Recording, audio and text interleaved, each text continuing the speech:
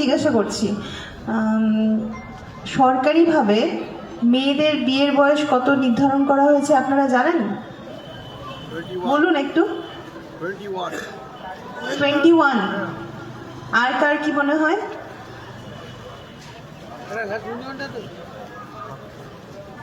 বলুন, কোন বয়সে বিয়ে করতে পারে মেয়েরা?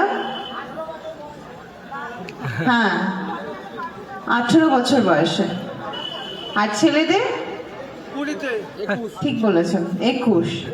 মেয়েদের এখনো 21 হয়নি। ঠিক আছে, মেয়েরা 18 হলে সরকারিভাবে বিয়ের জন্য এলিজেবল, আর ছেলেরা হচ্ছে 21 বছর। তো 18-র আগে যদি কোনো মেয়েরা বিয়ে করে তাহলে সেটা আইনগতভাবে কি হচ্ছে? বৈধ হচ্ছে? হচ্ছে না তো। ঠিক তেমনি ছেলেরাও যদি 21-এর আগে বিয়ে করে তাহলে সেটা বৈধ হচ্ছে না। কিন্তু অনেক সময় তো আপনারা নিশ্চয়ই খবর পান যে এরকম ধরনের ভুল কিছু ছেলেমেয়েরা করে ফেলে, যারা 18 বা 21 হওয়ার আগে কোনো না কোনোভাবে নিজের ইচ্ছাতে বিয়ে করছে, তাই তো? নিশ্চয়ই আপনাদের কানে এরকম খবর আসে। তো এটা করলে আপনাদের মনে হয় কি করণীয়, কি করা উচিত? বলুন কেউ, কি করা উচিত? হ্যাঁ হ্যাঁ, মানে আপনারা কোনো রকম যদি কোনো খবর পান অবশ্যই আমাদেরকে জানাবেন, প্রশাসনকে জানাতে হবে। এবার ধরুন যে এরকম অনেক সময় হয় যে ধরুন একটা মেয়ে সে স্কুলে গেছে বা টিউশনে গেছে, বাট সে আসছে না, তখন তো তাহলে মা বাবা কি করবে? সেই মেয়েটার খোঁজ খবর নেবে, নিয়ে তারপরে যখন তাকে পাবে না তখন থানায় গিয়ে জানানো হবে, এবং সেই থানায় জানালে লিখিত যে অভিযোগটা দেওয়া হবে তার উপরে কিন্তু থানাতে সঙ্গে সঙ্গে একটা কেস, মানে এফআইআর লজ হয়ে যায়।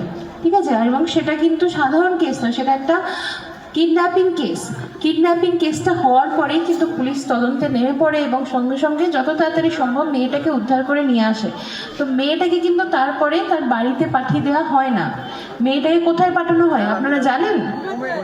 হোমে পাঠানো হয়, ঠিক বলেছেন, হোমে পাঠানো হয়। এবং হোম থেকে মেয়েটা কতদিনে আসবে সেটা কিন্তু মেয়েটা ডিসাইড করে না, বা মেয়েটার বাড়ির লোকজন ডিসাইড করে না, সেটা হোম কর্তৃপক্ষ ঠিক করে, পুলিশরা ঠিক করে যে মেয়েটার কতদিন ওখানে থাকা প্রয়োজন, মানে মানসিকভাবে ও কি এবার বাড়ি যাওয়ার জন্য, নর্মাল জীবনযাপন করার জন্য কি সে প্রস্তুত?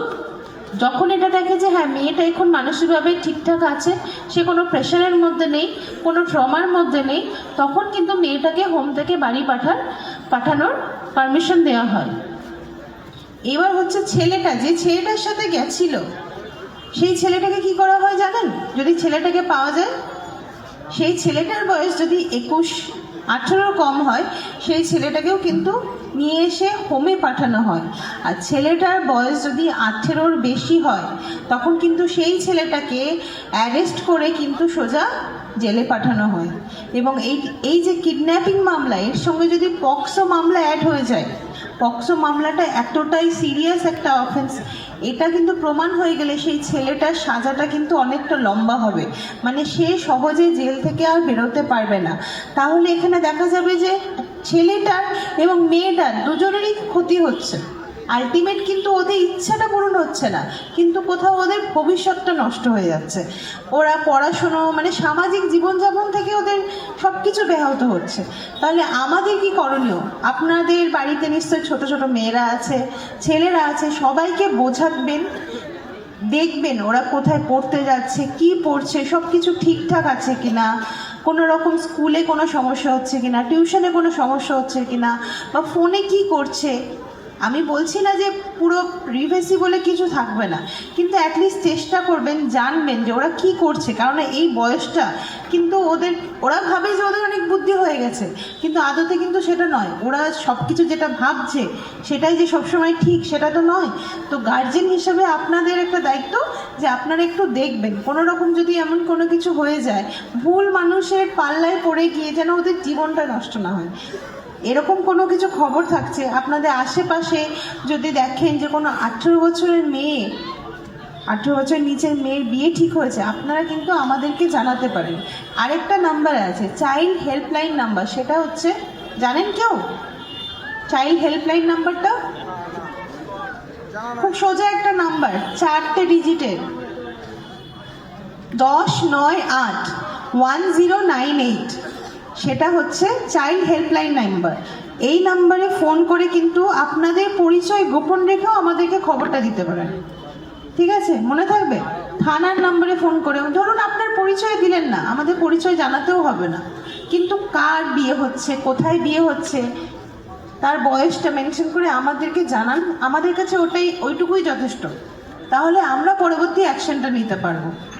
এই যে এখানে যারা মেয়েরা আছো সবাইকেই বলছি যে যদি তোমাদের কখনো স্কুলে যেতে গিয়ে অসুবিধা হয়, আসার সময়, টিউশন থেকে ফেরার সময়, এবং ছেলেদেরও আমি বলছি একটু চোখ কান খোলা রাখবেন, আপনারাও দায়িত্ব নেবেন যে যদি কোনো সময় দেখেন আপনাদেরই চোখের সামনে একদল ছেলে একটা মেয়েকে টিজ করছে, ডিস্টার্ব করছে এবং প্রতিদিনই ওই জায়গায় ওই ঘটনাটা ঘটছে, আপনি ভাববেন না যে ও আমার বাড়ির মেয়ে নয় বা আমার পরিচিত নয়, থাক আমি এই ঝামেলাই করবো না। অবশ্যই আপনারা দায়িত্ব নিয়ে দেখবেন যাতে ওটা না হয়, প্রতিবাদ করুন। আমরা তো আছি, কিন্তু আপনারাও সবাই মিলে যদি প্রতিবাদ করেন আশা করি এই ঘটনাগুলো অনেকটা হলেও কমবে। কারণ আমাদের সবাইকে কিন্তু একজোট হতে হবে। কোনো একটা ভুল কাজ একা কেউ ঠিক করতে পারে না, সবাই যদি একটু একটু করে কারেকশন করে অবশ্যই সেটা ঠিক হবে। আর যদি এরকম কোনো কিছু খবর থাকে সেটাও আমাদেরকে দেবেন। আর একটা কথা বলি, ফোনের কি ভালো দিক আছে, খারাপ দিক আছে, সেটা একটু পরে আপনারা শুনতে পারবেন। তো আমি বলছি এখন তো মোটামুটি সবার হাতেই ফোন আছে, সবাই ফোন নির্ভর, মানে এখন পড়াশোনাটাও ফোনে অনলাইনে করছে। কিন্তু এই যে তার মধ্যে দেখবেন মোটামুটি ছেলে মেয়েরা ফেসবুক, হোয়াটসঅ্যাপ এগুলো করছে, তো সেখানে কি আদৌ পড়াশোনা ছাড়াও এই যে গল্প টল্প তো ওরা মোটামুটি করে, এবার কার সাথে কথা বলছে একটু খেয়াল করবেন। কেন হয় কি, ফেসবুকে কারোর সাথে পরিচয় হয়েছে, কথা বলছে, কথা বলুক ঠিক আছে, কিন্তু কতটা কথা বলছে, কতটা শেয়ার করছে, যে সে কোনো ভুল পথে পা দিচ্ছে না তো, কোনো ভুলে ফাঁদে পা দিচ্ছে না তো। যেমন অনেক সময় হয় চাকরির একটা লোভ দেয়, চাকরির লোভ দিয়ে বা বিয়ের একটা ফাঁদে তার হয়তো সেই মেয়েটা পড়াশোনা করতে ইচ্ছা করছে না, তাকে বলছে যে ঠিক আছে আমার সাথে চলো, আমরা বিয়ে করবো, ভালো থাকবো। এবং এটা কিন্তু হচ্ছে, এরকম ফাঁদে পা দিয়ে মেয়েগুলোকে কি করছে, বাইরে নিয়ে গিয়ে বিক্রি করে দিচ্ছে। এরকম চক্রটা কিন্তু আপনারা সবাই জানেন, হিউম্যান ট্রাফিকিং, যেটা নারী পাচার, শিশু পাচার, এটা আমাদের দেশে বলুন বা আমাদের রাজ্যে বলুন সব জায়গাতেই কিন্তু খুব বেশি হয়েছে। এবং এই ধরনের ঘটনাটা আমাদেরকেই কমাতে হবে। কিন্তু মেয়েদেরকে আমি বলবো, মেয়েদেরকে বুঝতে হবে যে আমি কারোর সাথে কথা বলছি, সে আমার সামনে দুটো ভালো কথা বলছে মানেই তাকে যে পুরোপুরি চোখ বন্ধ করে বিশ্বাস করব, সেটা কিন্তু নয়। কেননা এই চক্রটা এমন, এর মধ্যে পড়ে গেলে সেই মেয়েটাকে উদ্ধার করা কিন্তু পুলিশের পক্ষে অনেকটা কষ্টকর ব্যাপার, মানে অনেকটা সময় লেগে যায় এবং সেই মেয়েটার ওপর দিয়ে তখন অনেকটা ঝড় জল পার হয়ে যায়, সে অনেকটা হয়তো মানসিকভাবে বিপর্যস্ত হয়ে পড়ে। তো আমরা চাইবো এরকম ঘটনা কারোর সাথেই না ঘটুক। সেজন্য ছোট ছোট ইনফরমেশন আপনাদের কাছে কোনো কিছু থাকলে আমাদেরকে শেয়ার করবেন।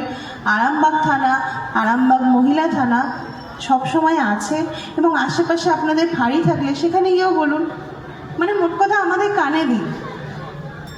আশা করি আপনারা এগুলো করবেন এবং আমাদেরকে অবশ্যই জানাবেন। আর একটাই আমাদের উদ্দেশ্য হবে, কেন মেয়েরা কিন্তু এখন সব জায়গাতেই সব ফিল্ডে অনেক এগিয়ে যাচ্ছে। তো এই বাল্যবিবাহ, নারী পাচার, শিশু পাচার, টিনেজ প্রেগনেন্সি, যেটা যে 18 বছরের পরে বা 18 বছরের আগে যে বিয়ে করে হুট করে যে মা হয়ে যাচ্ছে, তো এই মা হতে গিয়ে প্রসবের সময় কিন্তু অনেক সময় বাচ্চাদের মৃত্যু হয় বা ওই মেয়েটারও মৃত্যু হয়, বা বাচ্চাটা যখন হয়ে গেল তখন কিন্তু সেই বাচ্চা বা ওই যে মা হয়েছে তাদের অনেক রকম অপুষ্টিতে তারা ভোগে, তখন তারা নানাভাবে অসুস্থ থাকে, তাদের শারীরিক অনেক রকম রোগ দেখা যায়। তো এগুলো আমাদেরকে বন্ধ করতে হবে। আমাদের উদ্দেশ্য এটাই হবে যে আমাদের এই রাজ্যে বাল্যবিবাহের পার্সেন্টেজ যেন 0 হয়ে যায়, যে সবাই, আমাদের একটাই প্রচেষ্টা, মেয়েরা পড়াশোনা করুক, তাদের ফোকাসটা পড়াশোনার দিকে থাকুক। আর 18, আমি তো বলবো 18-21টায় কোনো ব্যারিয়ার নয়, যতদিন না নিজের পায়ে দাঁড়াবে ততদিন মেয়েরা বিয়ের কথা ভাববেই না। যখন নিজের পায়ে দাঁড়াবে, যখন সে তার মা বাবার খেয়াল রাখতে পারবে, সে তার নিজের খেয়াল রাখতে পারবে, ঠিক তখনই কিন্তু সে বিয়ের জন্য উপযুক্ত হয়েছে। সবাই ভালো থাকবেন এবং সাইবার ক্রাইম নিয়ে এখন যেটা স্যাররা বলবেন সেটা একটু ভালো করে শুনুন, ঠিক আছে?